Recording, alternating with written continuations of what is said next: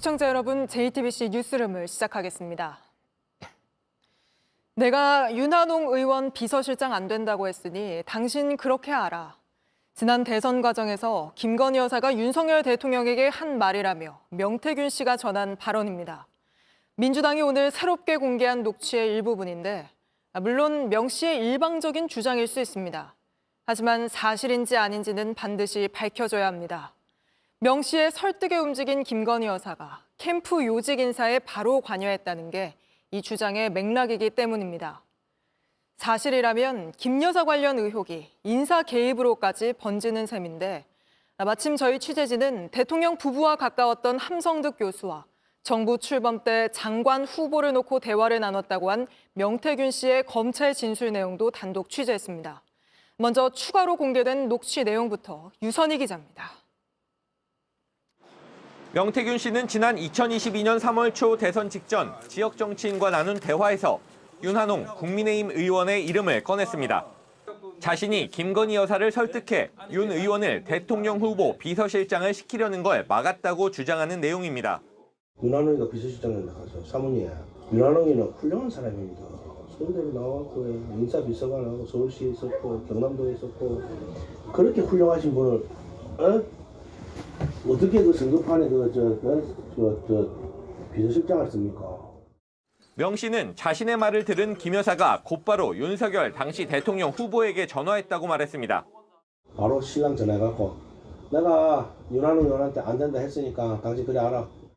더불어민주당이 오늘 공개한 녹취에서 명 씨는 윤석열 측 핵심 관계자 윤핵관과 대립했다고도 했습니다. 윤한홍이를 비서실장 안 치려고 온 게 누구냐? 장재원, 권성동. 그때 내하고 누이만. 권성동 의원과 장제원 전 의원을 마주친 장소까지 언급하면서 김 여사를 잡아야 캠프 인사를 움직일 수 있다고 강조했습니다. 윤석열이가 지방 가면은 지 마누라한테 가지. 내 있으면 저거 또 왔는 갑다 이렇게 하는 표정이지. 장재원이하고 권성동이 있으면 딱 하이패치라고 가면은 있어요 식당이 아크로비스타. 그러면서 윤 의원이 경남 도지사 선거에 나가지 못한 것도 자신 때문이라고 말했습니다. 덧셈을 정치를 해야 되는데 사람들을 다 없애면 쥐가 되는 줄 알고 그러가 내가 윤 총장한테 윤한홍이 도지사 나가면 홍 대표가 가만히 있겠나. 그러면 또 어부지리로 민주당 된다. 윤 의원은 JTBC에 명 씨의 일방적인 허풍일 뿐이고 대꾸할 가치도 없다고 말했습니다. JTBC 유선입니다. 명태균 씨가 윤석열 대통령의 장모를 언급하는 녹취도 공개됐습니다. 후보 시절 윤 대통령이 음주 상태에서 김 여사와 장모에게 전화하지 말라고 했다가 다음 날 사과했다. 그 집안은 장모부터 내가 정신교육시켰다는 취지의 주장까지 했습니다. 앞서 대통령실은 명 씨가 장모를 함께 만났다는 저희 보도에 대해 명백한 허위 사실이라고 반박한 바 있는데 여기에 반대되는 정황이 또 나온 겁니다. 박사라 기자입니다. 공개된 녹취엔 명태균 씨가 대선 직전인 2022년 3월 지인과 나눈 대화가 담겼습니다. 명 씨는 대선 후보인 윤석열 대통령이 음주 상태에서 자신을 명박사라고 부르며 이렇게 말했다고 주장했습니다. 박사, 대통령이 어른데 정권교체 장난 아니네. 술 먹는 남자고 술 안 먹습니다. 술 먹으면 말 많고. 윤 대통령은 그러면서 김건희 여사와 모친 최은순 씨에게 연락하지 말라고 했다고 합니다. 양박사, 우리 마누라하고 장모한테 전화하지 마! 전에 그치, 장모님 전화번호 모르는데 그 다음날 미안하고 전화, 다음날 미안하고. 명 씨가 윤 대통령의 장모를 직접 언급한 음성이 나온 건 처음인데 명 씨는 자신이 장모를 비롯한 김 여사 일가에게 정신교육을 시켰다는 취지의 말까지 합니다. 그 집안은 내한테 말을 한마디도 못해. 자기 장모부터 해가. 네, 정신교육도 내가 한 3번 시킵니다. 앞서 대통령실은 명 씨가 2021년 6월 김 여사를 처음 만났을 때 모친도 함께 있었다는 JTBC 보도에 대해 사실무근이라고 밝힌 바 있습니다. 하지만 명 씨는 최근 검찰에 출석해 김 여사와 처음 만난 바로 다음 날 윤 대통령 자택에서 김 여사와 모친, 친오빠와 함께 식사를 했다고 진술한 것으로 파악됐습니다. 공개된 녹취에서 명 씨가 윤 대통령 장모와 소통한 정황이 추가로 드러난 가운데 대통령실은 따로 입장을 밝히지 않았습니다. JTBC 박사라입니다. 명태균 씨는 또 김건희 여사의 학력 위조 논란이 불거졌을 때도 자신이 직접 나섰다고 주장합니다. 당시 국회 교육위원장이던 조혜진 전 의원을 통해 해결하려 했다는 건데 자신이 조 전 의원과 김 여사를 직접 만나게 해줬다고도 했습니다. 김 여사 논란의 초기 대응부터 명 씨가 관여한 걸로 보이는 정황인데 계속해서 하혜빈 기자가 보도합니다. 지난 2022년 3월 김건희 여사가 학력을 부풀렸다는 의혹이 불거졌습니다. 김 여사가 국민대학교에서 받은 박사 학위 논문에 표절이 의심되고 영문 번역도 부실하다는 지적이 나온 겁니다. 또 국민대 겸임교원에 지원하는 과정에서 사실과 다른 학력과 경력을 기입했다는 논란도 제기됐습니다. 명태균 씨는 당시 교육부 장관이자 민주당 출신인 유은혜 전 장관을 언급하면서 대응이 필요하다고 말했습니다. 김건희 사모 지금 학력 부풀리기부터 해가 뭐 학력 위조 뭐 이런 거 나왔잖아요. 그럼 윤은혜가 가만히 있겠어요?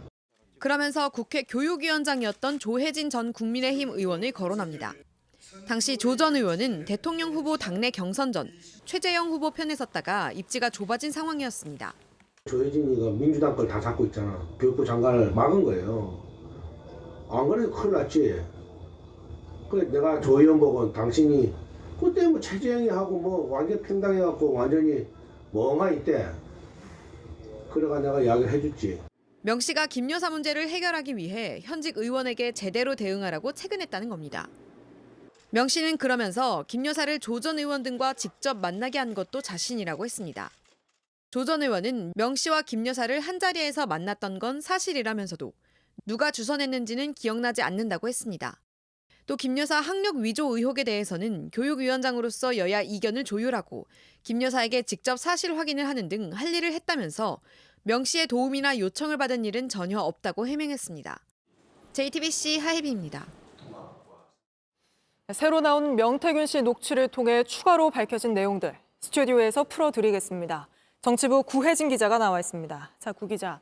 이번에 공개된 녹취에서는 명 씨가 이 공천뿐 아니라 윤석열 대통령의 후보 시절 인선, 그것도 중요한 비서실장 인사에도 개입했다. 이렇게 말하는 정황이 새롭게 나온 거네요. 네, 지금까지 불거진 김건희 여사의 개입 의혹은 공천 관련이었습니다. 네. 그런데 이번엔 명 씨가 김 여사를 설득해 이 대통령 후보 비서실장으로 윤한홍 의원을 시키려는 걸 막았다고 자랑하듯 하면서 이 인사에 개입하려고 했다는 인사 개입 의혹으로 번지게 된 겁니다. 정확히는 김건희 여사를 통해서 어떻게 주장했다는 거죠? 네, 이 인사 개입의 주도적인 역할을 한 키맨으로 지목된 게 바로 김건희 여사입니다. 명 씨가 김건희 여사에게 이 윤한홍 의원을 비서실장에 앉히면 안 된다고 먼저 이야기를 했고 김 여사가 윤 대통령에게 안 된다고 했으니 당신 그렇게 알아라고 하면서 이 윤 대통령을 바로 움직였다고 말한 겁니다. 명 씨는 윤 대통령, 당시 대선 후보가 김 여사 말만 들으니 중요한 건 김 여사를 잡는 것이라면서 이런 말도 합니다. 한번 들어보시죠. 윤석열이 없을 때 서울 가서 치마두라고 먹어가지. 벌비싸서. 이거 지금 사람들 더 많은 데서 해가고 말하고 껄쩍거리노. 어차피 윤석열이 지 마누라만 듣는데. 네, 그런데 윤석열 대통령이 밤에는 전화를 걸어서 화를 냈다가 다음 날에는 또 사과를 했다. 이렇게 주장하는 명 씨 목소리도 오늘 새롭게 공개가 됐잖아요. 근데 이렇게 극단을 오가는 윤석열 대통령과의 이 통화 내용이 명 씨가 녹취를 실제 했을 가능성도 있는 겁니까? 네, 명 씨는 녹취에서 윤 대통령이 음주 상태에서 전화를 해서 경로를 했다가 그 다음 날에는 또 사과를 해왔다고 주장하고 있습니다. 물론 명 씨는 검찰 수사가 본격화된 이후로는 윤 대통령과의 통화를 녹음을 하지 않았다라는 입장을 유지하고 있습니다. 그러니까 녹취는 없이 그냥 대통령이 나한테 사과를 했다 이런 식으로 말만 하고 다녔을 수는 있습니다. 하지만 명 씨의 확언과는 달리 앞서 공천과 관련해 윤 대통령과 명 씨가 통화하는 육성 녹취가 공개돼 파장이 컸었죠. 네. 이 녹취를 공개한 민주당도 윤 대통령과 명 씨가 어떤 대화를 한 뒤에 이 명 씨가 자랑한 듯이 말을 한 것인지 따져봐야 한다는 입장입니다. 이 민주당은 대통령의 육성 녹취가 추가로 있는지 그건 지금 명확히 밝히지 않고 있는 상황인데요. 네. 이 추가 육성 녹취가 공개가 된다면 상당한 파장이 예상됩니다. 또 명 씨가 김 여사의 모친 최은순 씨를 언급한 대목도 주목이 되는데 앞서 대통령실이 저희 보도와 관련해 반박한 것과는 배치되는 정황 아닙니까? 네, 명 씨는 윤 대통령이 음주 상태에서 전화를 해와서 김 여사 그리고 장모와 앞으로 연락하지 말라고 했다고 주장을 했는데요. 다시 한번 들어보시죠. 양박사 우리 마누라하고 장모한테 전화하지 마. 그 다음날 미안하다고 전화. 옆에서 뭐라 하면 막 하고 다음날 미안하다고. 명 씨는 장모 번호도 모른다고 했다면서도 또 다른 녹취에서 또다시 장모님을 언급합니다. 그 집안은 내한테 말을 한마디도 못해. 자기 장모부터 해가. 네, 정신교육도 내가 한 3번 시킵니다. 명 씨가 김 여사뿐 아니라 장모 최은순 씨와도 접촉했다는 주장인데요. 앞서 뉴스룸이 명 씨와 김건희 여사의 첫 만남 당시 최은순 씨도 함께 있었다고 보도하자 대통령실은 이례적으로 김 여사 모친을 함께 만났다는 명 씨의 측근 주장은 명백한 허위 사실이라고 밝힌 바 있습니다. 네. 하지만 명 씨는 첫 만남 이튿날에 김 여사와 모친 또 친오빠와 함께 윤 대통령 자택에서 함께 식사를 했다고 검찰에서 진술한 걸로 파악된 바 있습니다. 알겠습니다. 오늘은 여기까지 듣죠. 구혜진 기자였습니다. 공천을 받기 위해 지난 대선 당시 여론조사 비용을 대신 낸 걸로 의심되는 예비 후보자 2명이 실제 대선을 앞두고 명 씨의 소개로 윤석열 대통령과 최소 2번 마주친 걸로 확인됐습니다. 검찰은 이들이 공천을 대가로 여론조사 비용을 대신 냈는지 등을 들여다보고 있습니다. 이자연 기자입니다. 지난 2021년 9월 18일 김해 동상시장에 방문한 윤석열 당시 대선 예비 후보 모습입니다. 윤 후보 뒤에 함께한 이 사람, 바로 명태균 씨입니다. 시장 일정 내내 윤 후보를 따라다닌 명 씨, 김해공항으로 이동합니다. 명 씨가 앞에 나서 지역 인사들을 소개합니다.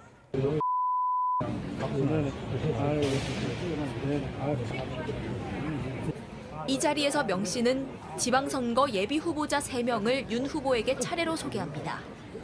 이 3명, 이후 명 씨가 대선 여론조사 비용을 내줄 거라고 지목한 인물들입니다.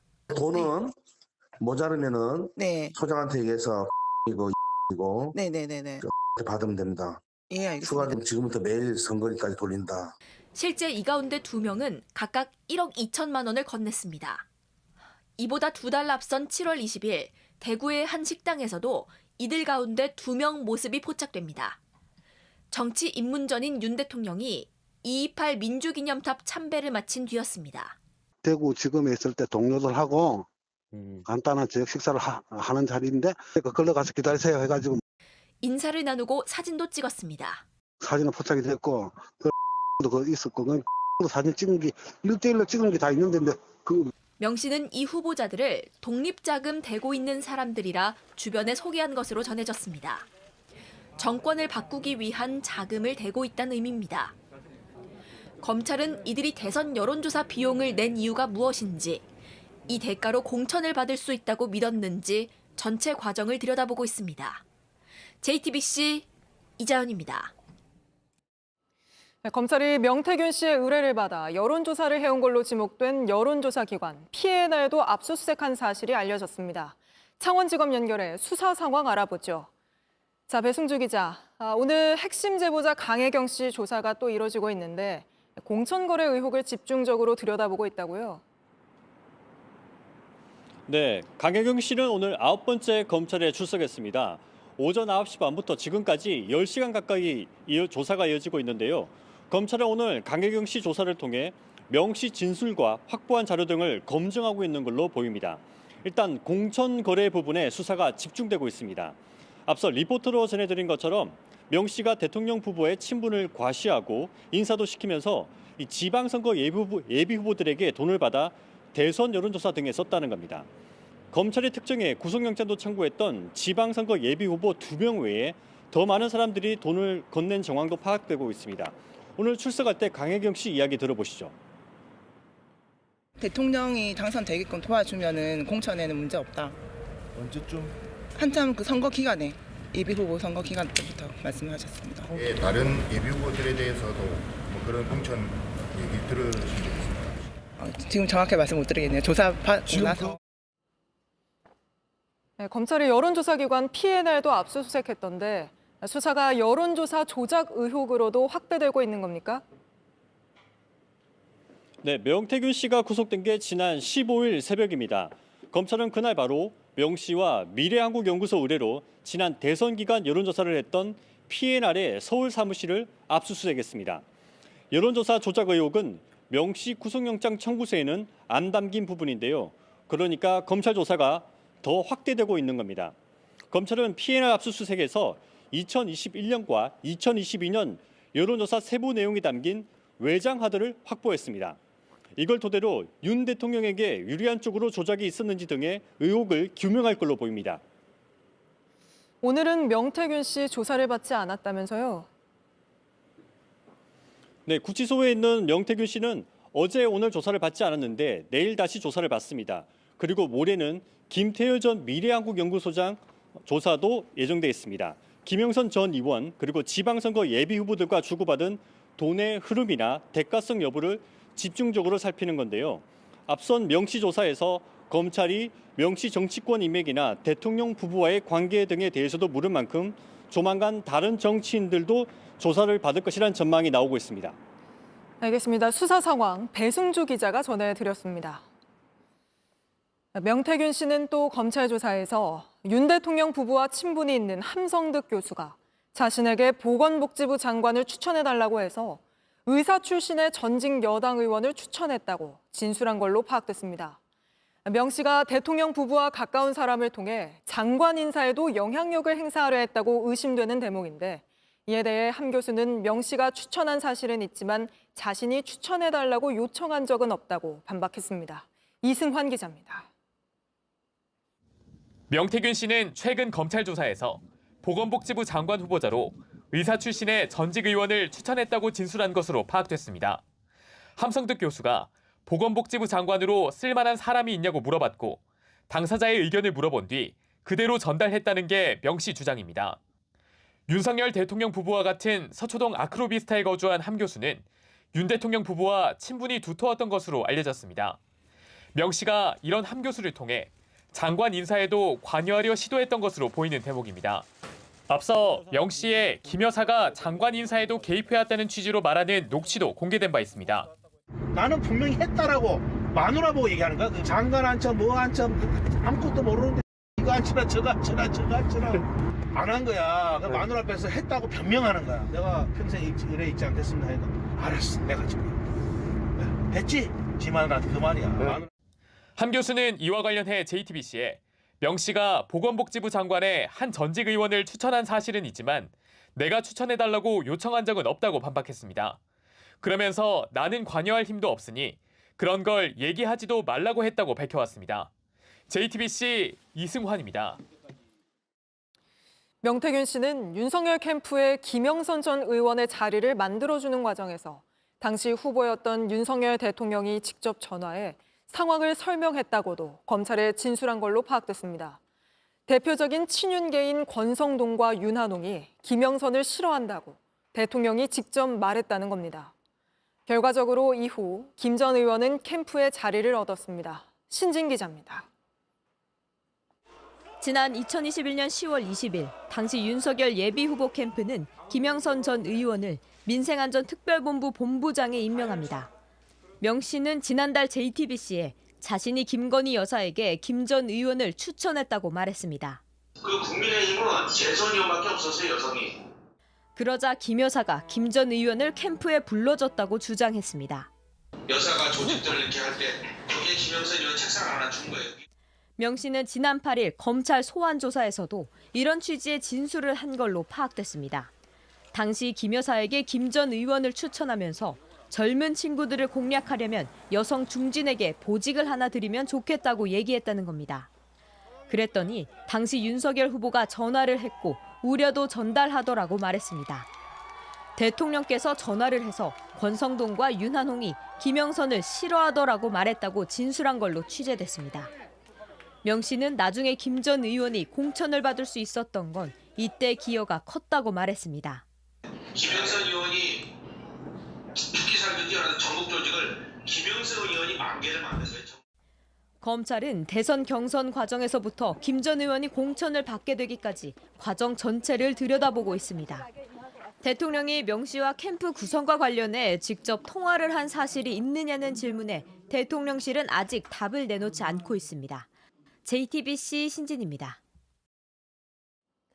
박장범 KBS 사장 후보자의 국회 인사청문회에선 김건희 여사가 받은 명품백을 조그만 파우치라 표현했던 윤석열 대통령과의 인터뷰를 놓고 공방이 벌어졌습니다. 이 과정에서 박 후보자는 당시 김 여사 문제에 대해 사과할 생각이 있는지 물었지만 대통령이 사과를 하지 않았다고 밝혔는데 실제 방송에선 없던 장면이라 편집 논란이 불거졌습니다. 류정화 기자입니다. 박장범 KBS 사장 후보자는 올해 초 윤석열 대통령 신년 대담에서 김건희 여사가 받은 명품백을 파우치라고 표현해 의혹을 축소하려 했다는 비판을 받았습니다. 그 덕분에 사장 후보로 지명됐다는 이른바 보은 인사 논란도 제기됐습니다. 최근에 많은 논란이 되고 있는 이른바 파우치. 외국 회사 조그만한 백이죠. 민주당은 청문회장에서 같은 종류의 가방을 보여주면서 박 후보자에게 사과를 촉구했습니다. 이게 조그마한 동전 지갑 정도는 아니고 제가 보면 거의 핸드백이에요. 이 정도는 아마 현 정부에서는 제가 안 된다고 생각하시는 것 같아요. 박 후보자는 그러나 객관적이고 정확한 표현을 썼다며 물러서지 않았습니다.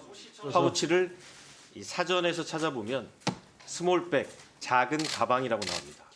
파우치는 아부라고 생각하는 국민이 많은데 인정하십니까? 파우치는 사실, 팩트입니다.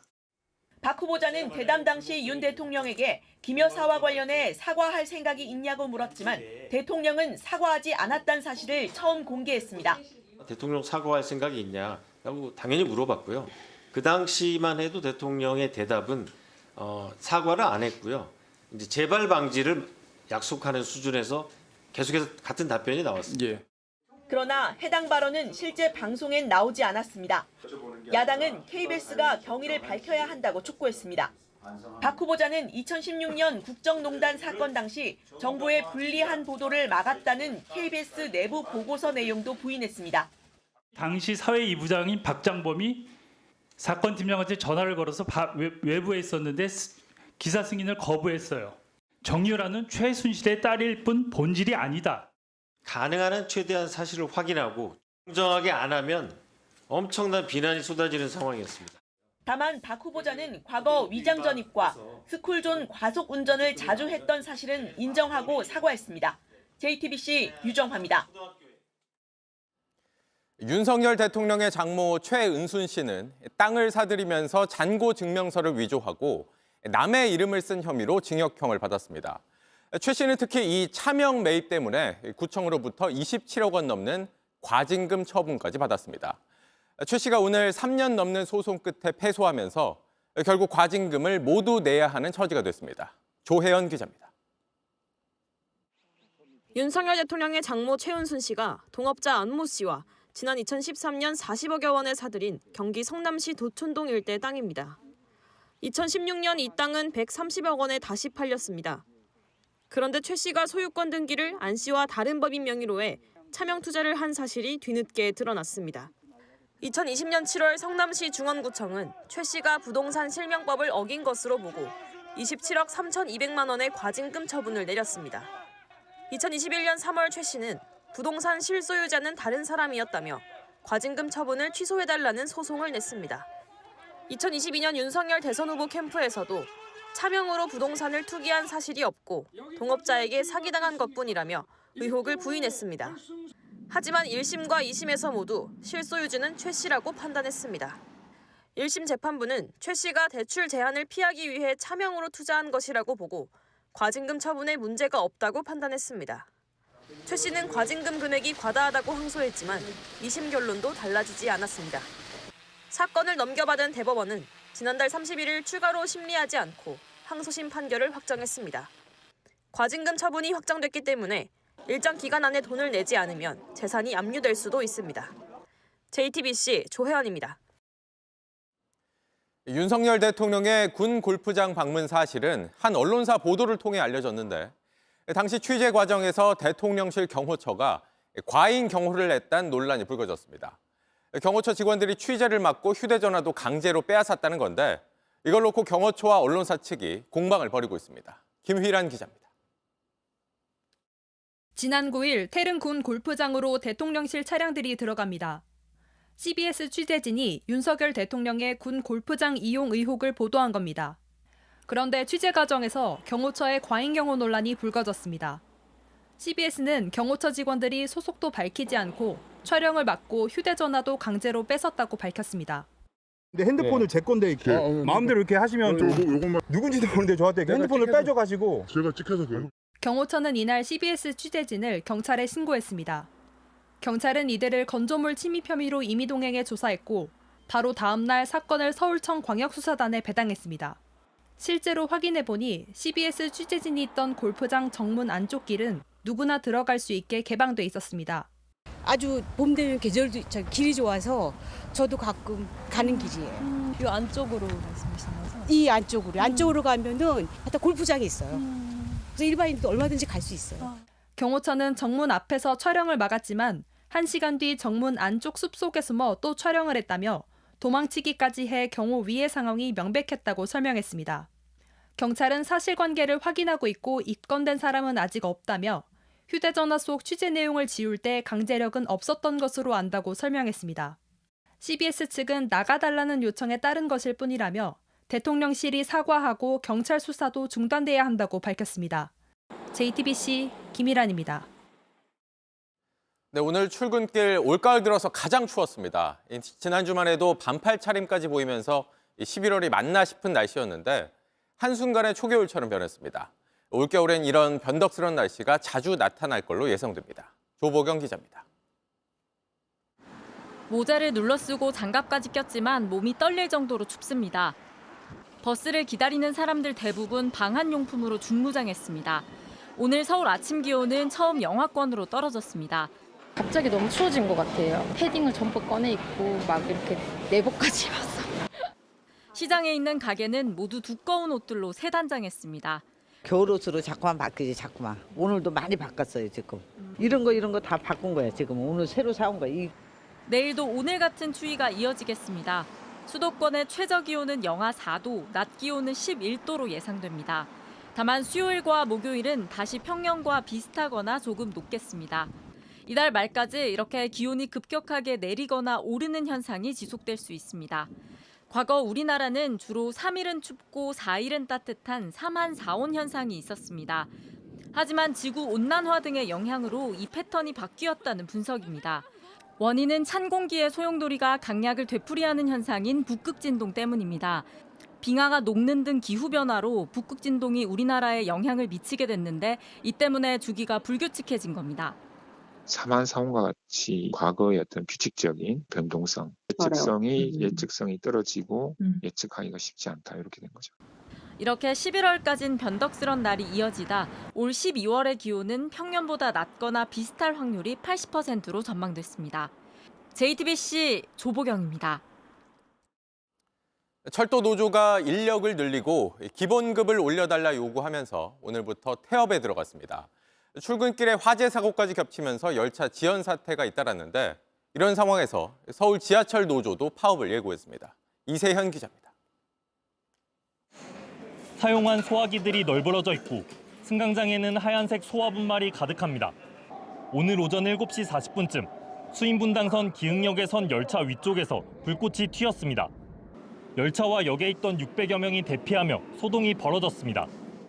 평소보다 이렇게 사람들이 왜 이렇게 많지? 한 세네 배 정도는 많았던 것 같아요. 불은 20분 만에 꺼졌지만 사고를 수습하느라 열차는 1시간 10분 가까이 무정차 통과했습니다. 수인 분당선뿐 아니라 다른 수도권 전철들도 전국철도 노동조합 준법 투쟁으로 일부 지연 운행했습니다. 한 15분 정도 늦은 것 같아요. 지금 50분까지는 가야 되는데. 노조는 휴게 시간 준수, 운전 중 화장실 이용 등 매뉴얼을 지키며 일하는 것이라고 했지만 코레일은 의도적 태업으로 규정했습니다. 12월 18일부터 전국철도 노동조합 태업으로 일부 전동 열차나 지연이 불규칙하게 운행되고 있습니다. 노조는 인력 충원 등에 대한 요구가 받아들여지지 않으면 다음 달부터 기한 없이 총파업을 하겠다는 입장입니다. 서울 지하철 1에서 8호선을 운영하는 서울교통공사 노사 역시 임금 인상과 신규 채용 규모를 놓고 갈등을 빚고 있습니다. 서울 지하철 제1노조 투표 결과 71%가 파업에 찬성했는데 내일 총파업 일정을 밝힐 예정입니다. JTBC 이세현입니다. 서울의 한 초등학교에서 교장에게 직장 내 괴롭힘을 당했다는 교사들 주장이 나와 교육청이 조사에 들어갔습니다. 고성과 함께 폭언을 쏟아내거나 학생들 방과 후 수업 중인 시간에 와인 파티를 하자며 매달 참석을 강요했다는 겁니다. 정인아 기자가 취재했습니다. 지난해 9월 4일 서희초등학교 교사 사망 49제에 맞춰 교사들의 연가 파업이 있었습니다. 서울 관악구의 한 초등학교 교사들도 참여하려다 추모 현수막을 걸어주겠다는 학교 측의 약속에 마음을 바꿨습니다. 그런데 당일 현수막은 걸리지 않았습니다. 교사들은 항의를 했지만 되레 폭언을 들었다고 했습니다. 선생님들께서 이 사건을 엄중하게 다루지 않고 있다라고 오해하실까 봐 그게 걱정이거든요. 선생님, 그래서 걱정이 나 선생님보다 더 세게 말할 수 있는데 참고 있는 거 있어! 징계 등을 언급하며 조퇴 결제도 해주지 않았다고도 했습니다. 제가 바로 징계 대상자가 된다고 하시더라고요. 아이들 수업 끝나는 시간마저 조퇴 상승을 했는데 그것조차도 결제를 해주지 않으셨고요. 말을 부드럽게 해달라고 한 기간제 교사는 더한 일도 당했다고 밝혔습니다. 어디서 감히 강남서초에서 근무한 나한테, 교장한테 이런 메신저를 보냈느냐. 손으로 막 삿대질하고 주먹으로 책상을 치면서 얘기를 하고 계시는데 애들이 그때 들어와서 교실에 이렇게 앉아서 눈치를 보고 무슨... 한 달에 한 번꼴로 업무 시간에 교장실에서 와인 파티도 열렸다는 증언도 나왔습니다. 그 자리에서 바로 저는 실습이라고 나올 수가 없는 상황인 게 돌봄 교실이 있는 상황이기 때문에 전부 다 학교한 사람은 아니었습니다. 학교와 교장은 입장을 묻는 질문에 아무 답변을 하지 않았습니다. 서울시 교육청은 교장의 직장 내 괴롭힘 의혹에 대해 조사하고 있다고 밝혔습니다. JTBC 정인아입니다. 연세대학교는 수시 논술시험 문제 유출 논란으로 수험생들과 법적 다툼을 벌이고 있죠. 그런데 이 과정에서 연세대가 소송을 낸 수험생들에 대해 어차피 합격이 어려운 점수라 문제 유출로 불이익 받은 게 없다는 취지로 주장한 걸로 확인됐습니다. 최현수 기자가 취재했습니다. 지난달 12일 있었던 연세대 자연계열 수시 전형 논술 시험에서 문제 유출 논란이 불거졌습니다. 수험생들은 시험 효력을 멈춰달라며 가처분을 냈고 법원은 받아들였습니다. 대학 측은 신문 과정에서 채점을 했더니 소송 학생들은 합격하기 어려운 점수를 받았다며 불이익을 받았다고 볼 수 없다고 주장했지만 받아들여지지 않았습니다. 내일 이의 신청 신문이 있는데 받아들여지지 않으면 다시 항고하겠다고도 했습니다.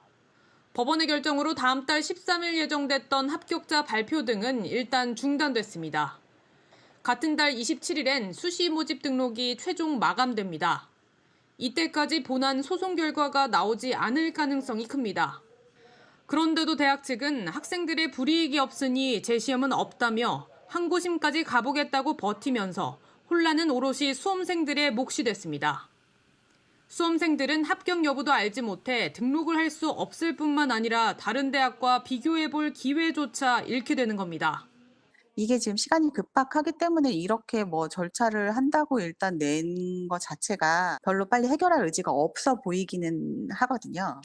대학 측은 항고심 결정까지 내려진 이후에 논술 시험 인원을 정시로 넘길 건지 결정하려 한다고만 밝혔습니다. 하지만 교수단체들은 최대한 노력에도 불구하고 수시 합격자 중 미등록이 나오면 정시로 이월하는 걸 허용한다며 반대 입장을 분명히 했습니다. 한편 경찰은 온라인 커뮤니티에 문제를 올린 수험생 1명의 신원을 확인했다고 밝혔습니다. JTBC 최현수입니다. 대한의사협회가 임현택 전 회장 탄핵 이후 새로 비상대책위원회를 꾸렸는데 오히려 더 강경한 태도를 보이고 있습니다. 수능 시험이 이미 끝난 상황인데도 어떤 방법을 쓰든 내년도 의대 증원을 백지화해야 한다고 했고 대화 대신 대정부 투쟁을 예고했습니다. 이혜원 기자입니다. 박형욱 의협 비대위원장은 의대 증원 절차에 대해 윤 대통령이 누군가에게 속았다며 관련자 문책을 강하게 요구했습니다. 2,000명 증원이 과학적 근거가 있다고 윤석열 대통령에게 사실과 다른 보고를 한 관계자를 찾아 합당한 책임을 물어주십시오.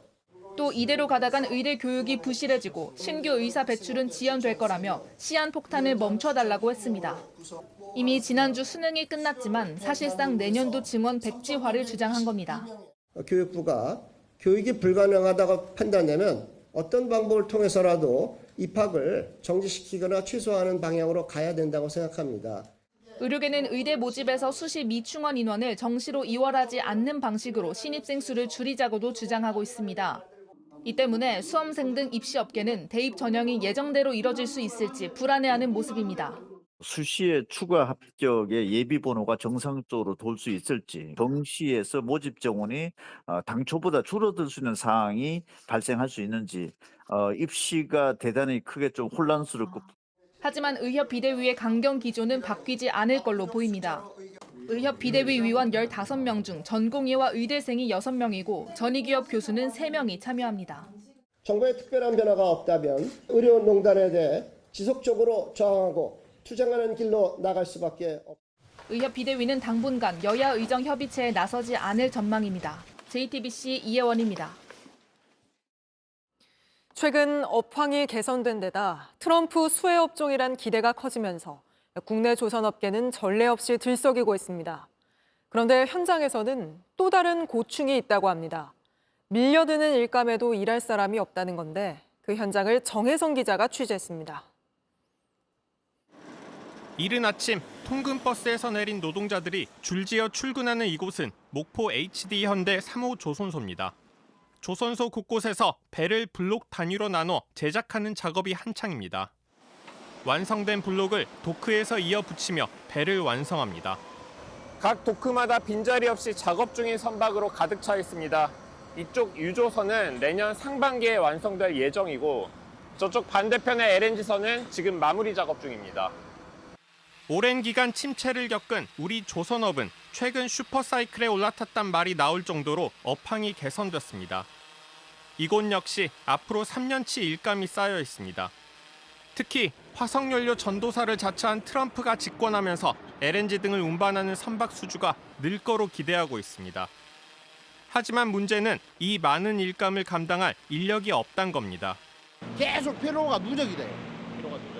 사람은 없고 그럼 있는 사람을 가지고 어떻게든지 공격을 맞춰내야 돼. 한국 사람 데리고 올 데가 없어요. 2년 전부터 외국인 노동자를 많이 뽑은 이유기도 합니다. 어느새 3,600명까지 늘어났는데 조선소 곳곳에선 여러 나라 국기와 언어가 눈에 띌 정도입니다. 하지만 이들을 숙련 기술이 필요한 용접 등에 투입하기는 쉽지 않습니다. 3년 정도 하면 그래도 이제 기본적인 용접을 한다. 이 친구들이 이제 자기 나라 가야 돼. 결국 꺼내든 대안은 로봇입니다. 일단 사람이 없습니다. 그다음에 용접 잘하신 분들은 나이가 또 들으셨고요. 그다음에 젊은 친구들이 안 오고요. 이제는 대안이 없어서 이 로봇으로 기계화 안 하고서는 중국이라든지 다른 조선소에 우리가 경쟁력을 못 가집니다. 공장 안으로 들어가 보니 이미 로봇 6대가 홀로 용접을 하는 상황. 노동자 1명은 용접할 철판 길이 등을 입력한 뒤 지켜봅니다. 사람이 하게 되면 아침부터 저녁까지가 일률적으로 나올 수가 없습니다. 근데 이 로봇은 항상 같은 조건으로 용접을 하기 때문에 뭐 하루에 100가지의 용접을 하더라도 품질은 거의 같다고 보시면 돼요.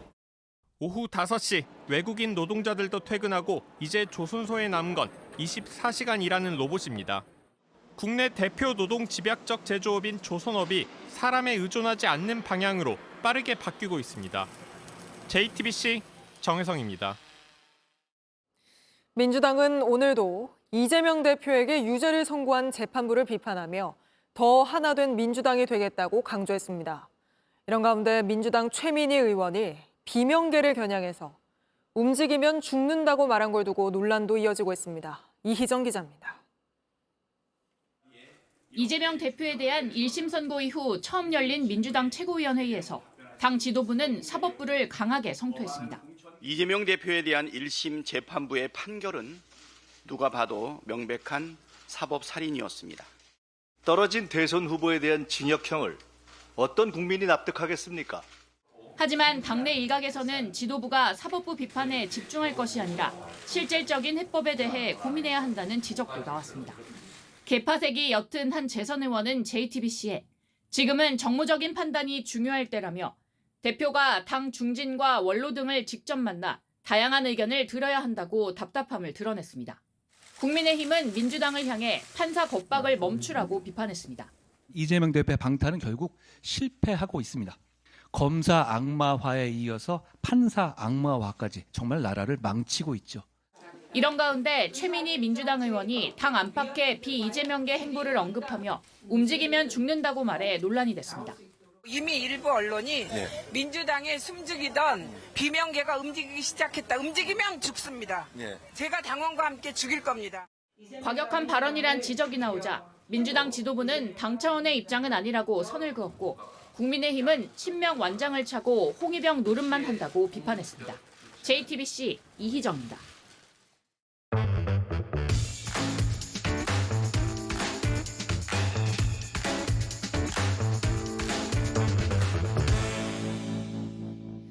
돌아온 비하인드 뉴스 시간입니다. 이성대 기자와 함께하겠습니다. 바로 볼까요?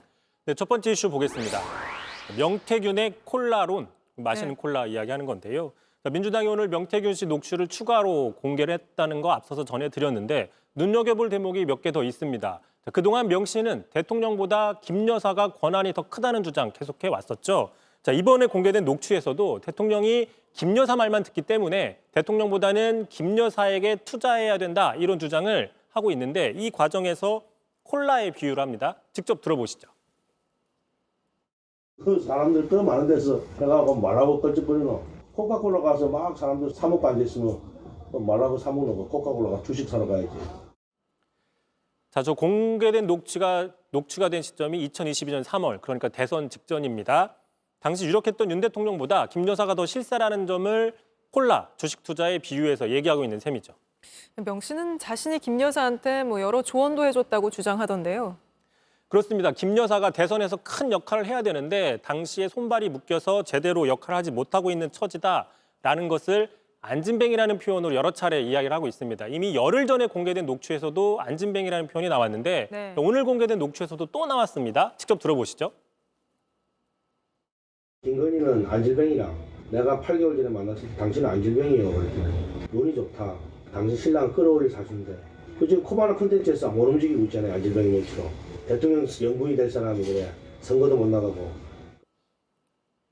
그래서 김 여사가 자신에게 의지했다. 이런 취지의 주장도 하지 않았습니까? 그렇습니다. 명 씨는 오늘 공개된 녹취에서 텔레그램 문자가 하루에 2, 3천 개가 기본인데 그런데 이게 주고받은 게 아니라 주로 김 여사가 보냈다라고 주장을 했습니다. 그래서 조언도 구해주고 했다고 얘기를 했는데 계속 들어보시죠. 내가 이게 텔레그램 야 서로 주고받고 그럴 게 별로 없어요. 자기가 다 보내잖아. 그거 어떻게 해야 돼요? 어떻게 해야 돼요? 어떻게 해야 해결되나요? 죽으면 해결되죠. 명 씨가 이렇게 한 말이 사실인지는 검찰 수사를 통해 밝혀져야겠죠. 근데 이런 가운데 김건희 여사가 지난해 말에 한 명리학자한테 조언을 구했다. 이런 보도도 나오지 않았습니까? 그렇습니다. 지난해 말이면 디올백 사건이 불거진 직후인 지난해 12월이었습니다. 오늘 한 언론사가 단독 보도라고 했던 이 기사를 보시면 당시 김 여사가 유튜브에 출연하는 유명한 명리학자에게 먼저 연락을 해서 저 감옥 가요라고 물어봤다는 겁니다. 이 기사대로면 김 여사가 스스로도 디올백 수수가 문제가 있다라는 점을 인지하고 있었다라고 해석이 가능한 대목인 것이죠. 또 이 보도에 따르면 이 명리학자 류 씨는 김 여사가 조국 사태 이후, 그러니까 윤 대통령이 검찰총장 시절부터 중요한 정치적인 고비마다 도움을 요청했고 조언을 구했고 도움을 줬다고 이야기를 하고 있습니다. 그러자 야당에서는 상당히 반발이 나왔습니다. 한준우 최고위원 자신의 SNS에 건진법사, 천공스승, 미륵보살 명태균 씨여 이번에는 유명한 명리학자까지 등장했다. 재정일치 사회로 회귀하는 게 아니냐라고 얘기를 하면서 저 감옥 가야라는 그 질문 스스로에게 해보길 바란다라고 비판을 하고 있습니다. 알겠습니다. 오늘 여기까지 들어보죠. 이성대 기자였습니다. 네, 중국이 무비자 여행을 허용하면서 중국을 찾는 여행객들의 모습도 달라지고 있습니다. 그동안 중장년층 위주의 패키지 상품이 인기였는데 최근엔 자유여행을 즐기는 젊은 여행객들이 늘고 있습니다. 공다솜 기자입니다. 중국 상하이로 향하는 탑승 수속장이 붐빕니다. 중국 정부가 지난 8일부터 최대 보름간 무비자 입국을 허용하면서 휴가를 떠나기로 한 사람도 적지 않습니다. 비자 이슈 강화돼서 좀 망설이고 있다가 딱 무비자 됐다는 말에 바로 항공권도 싸니까 오게 됐어요. 그냥 일본 가는 느낌? 특히 자유여행을 즐기는 젊은 층의 관심이 뜨겁습니다. 2시간 안팎의 짧은 비행시간과 저렴한 물가가 장점입니다. 마음 편하게 기다리지 않고 바로 여행 계획을 세우고 바로 갈 수 있을 것 같아요. 와이탄의 야경도 좀 보고 디즈니랜드 가서 이제 퍼레이드도 좀 보고 대신 사람들의 발길이 이어지던 비자 발급 대행업체엔 손님이 뚝 끊겼습니다.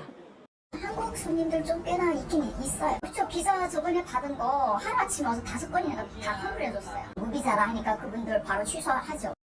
올여름 TMF 사태로 대규모 예약 취소를 겪은 여행업계는 오랜만에 활기를 띠고 있습니다. 달라진 여행 수요에 맞게 패키지 대신 자유여행 상품도 속속 출시되고 있습니다. 대도시인 상해나 북경 쪽, 송도 쪽이 지금 예약이 한 75% 이상 확 늘어난 상태입니다. 겨울방학 시즌이랑 같이 맞물리고 기대 수요가 굉장히 많을 거라고 생각됩니다.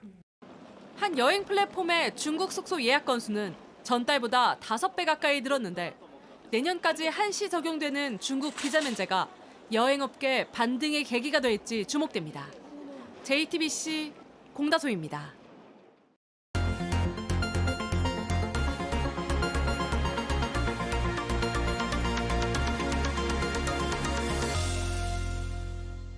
최근 일부 대학교에서 윤석열 대통령을 비판하는 학생들의 대자보를 학교가 임의로 떼어내면서 논란이 불거졌습니다. 경찰 수백 명이 학교 안으로 들어와 학생들을 연행하는 일도 벌어졌는데 대학가에서 일고 있는 논란을 1차 카메라 이가혁 기자가 취재했습니다. 지난 9일 밤 국립부경대학교 캠퍼스 안. 멈추지 마세요. 멈추지 마시죠. 멈추지 마시죠. 지금 다 찍고 있습니다. 왜 목을 조르니까? 한 대학생 단체가 윤석열 정권 비판 행사를 막은 대학 결정에 항의하며 농성을 벌이자 학교 측이 경찰에 신고하면서 벌어진 일입니다. 우유를 대보시라고요. 주제 빨리 2024년 대한민국입니다. 경찰 200명이 학교 안으로 들어와 10명을 체포했습니다. 지난 9일 토요일 밤에 이 대학본부 건물에서 벌어진 일입니다. 당시 대학 측과 또 경찰의 행동을 규탄하는 기자회견을 저희 학생들이 준비 중인데 직접 가보도록 하겠습니다. 어떻게 학문의 상아탑이라 불리우는 대학에서 경찰 병력을 요청해서 대학생들을 끌어낸단 말입니까? 다른 의견도 있습니다. 부경대학교 학생 입장에서는 이게 어이가 없는 거예요. 이제 학교의 명예도 실추시킬 뿐더러 이제 여기서 왜 이런 정치적인 행동을 하는가에 대한 저는 그게 문제가 있다고 생각을 합니다. 이 학생들을 잡아가라라고 이렇게 저희가 신고를 한 게 아니고요. 버티고 있는 와중에 1층 바깥쪽, 정문 바깥쪽에서 한 60명 정도 되는 다른 시위대가 이제 몰려들었습니다. 당시 체포됐다 풀려난 부경대 재학생의 설명은 다릅니다. 이제 문을 안 열어주고 그래서 여기 바깥에서는 학생들 왜 못 나오게 하냐, 문을 열어줘라. 그런 소란들 때문에 이게 바로 앞에 도서관이기도 하고 학생분들도 궁금하신 시민분들도 좀 몰려들었던 것 같아요. 농성을 마치고 귀가하려던 참이라 더욱 놀랐다고 합니다. 우리도 다들 겁이 나니까 이렇게 옆에 팔짱 같이 끼고 있었거든요. 진짜 제 사지를 들고 이렇게 막 목도 이렇게 꺾인 채로 나가고. 경남대학교에선 정치적 내용이 담긴 대자보를 두고 논란입니다.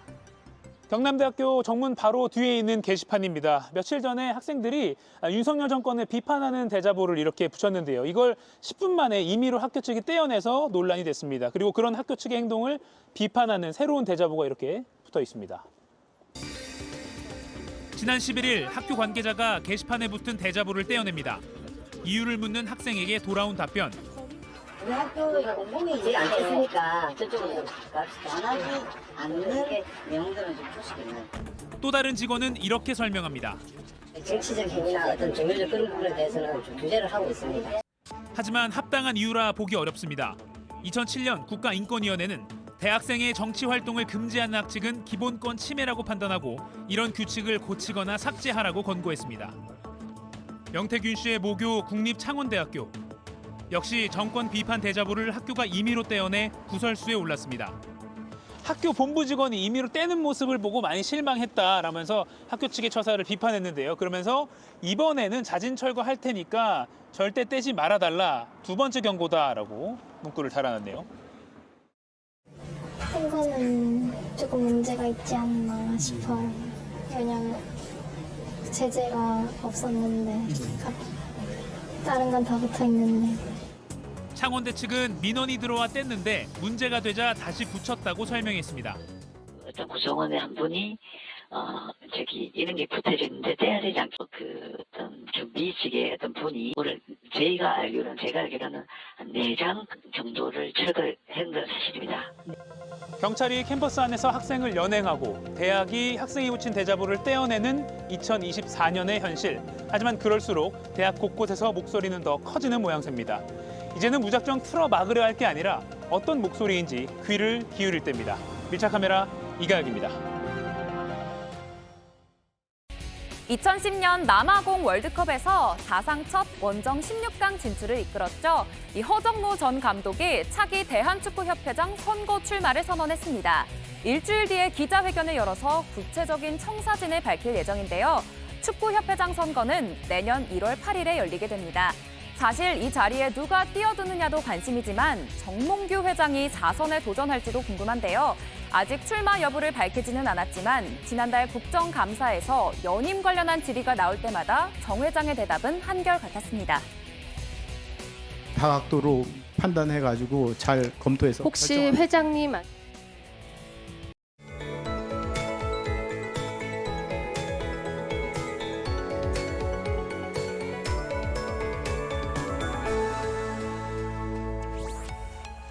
마치 봄처럼 느껴졌던 날씨가 한순간에 겨울로 돌변했습니다. 지난주 날씨를 생각하고 평소처럼 옷차림하셨다면 추위가 더 강하게 느껴지셨을 텐데요. 오늘 아침 서울에서는 올가을 첫 영하권을 기록하기도 했습니다. 내일도 추위의 기세는 여전하겠습니다. 서울이 0도, 대관령은 영하 7도로 시작하겠고 낮 동안에도 10도 아래에 머무는 곳이 많은 만큼 도톰한 외투로 보온에 신경 쓰여야겠습니다. 내일까지 동해안에는 강한 너울이 예상되는 가운데 경북 동해안과 울산은 오늘 밤까지 비가 조금 내리겠습니다. 내일 낮부터 제주도에는 가끔 비가 내리겠고요. 내륙 지역은 하늘에 구름만 지나겠습니다. 내일 아침도 대부분 0도 안팎으로 출발하면서 오늘만큼 춥겠는데요. 낮 기온은 서울 10도, 광주와 대구 13도로 오늘보다는 조금 높겠습니다. 모레 오후부터 추위가 한풀 꺾이긴 하겠지만 주말에는 서울의 아침 기온이 다시 1도까지 떨어지겠습니다. 날씨였습니다. 뉴스룸 저희가 준비한 소식은 여기까지입니다. 시청해주신 여러분 고맙습니다.